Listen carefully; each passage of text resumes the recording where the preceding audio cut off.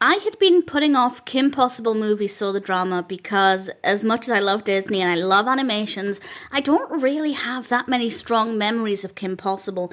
Certainly, I was aware of the TV show, but finally I got round to it chronologically in my attempts to watch every Disney feature film, so I thought, okay, let's give it a go, and I can confirm that I enjoyed it, but it is worth bearing in mind my perspective.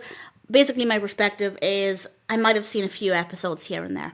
I don't have any strong memories of the show, I don't have any strong connections with the character, but if you're in the same boat as me, and you want to know whether you can watch it, I guess maybe as a kind of introduction to Kim Possible, I don't think it would be the strongest introduction, because certainly there are elements that I can definitely identify would mean more if you're familiar with the show, and I'll talk about those moments in a moment, but certainly I found it easy enough to watch, and from my perspective, I'm happy to recommend it. And this is about Kim, who is, well, actually, in case you don't know, I did know this, but this is basically all I had going into it. Kim regularly has to save the world and has the ability to do, well, seemingly impossible things, and the film obviously deals with part of that, but it also looks at her life as a typical teenager with typical things, and it has a really nice balance there. Part of it is about her interest in a new student called Eric.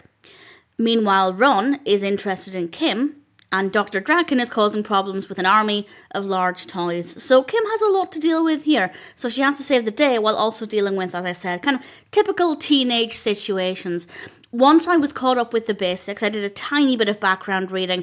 It was very easy to follow, it was really enjoyable, the story worked well, there wasn't really anything where I didn't really understand what was happening. But as I said, there are elements that I understand will mean more. For example, Ron's interest with Kim, I think, or interest in Kim, would be a lot more powerful had I built up a connection with the characters over time. It was easy to feel Ron's emotions, but I am very willing to admit that would be much, much stronger had I spent time with the characters throughout the episode. So easy to follow, but would be more impactful had I seen the TV show, which obviously makes perfect sense.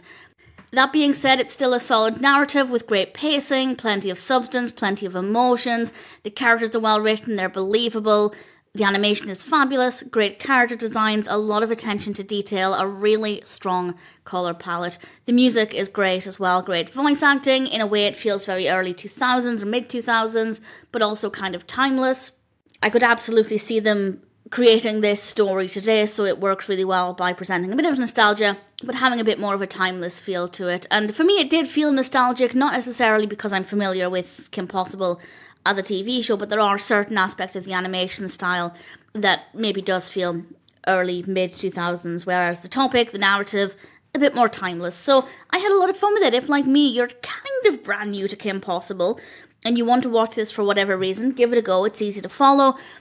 Yes, you will get more out of it, I imagine, if you're a fan of the TV show. But that being said, you will have very different expectations to me, and you might not like it. I'd love to know what you think of it, but from my perspective, now that I've finally got around to watching it, I can say that Kim Possible movie, so the drama, is not too bad. I'm not going to rush to watch the TV show, but certainly it seems like the quality is there, and if you're in the same position as me, then I'm certainly happy to recommend it.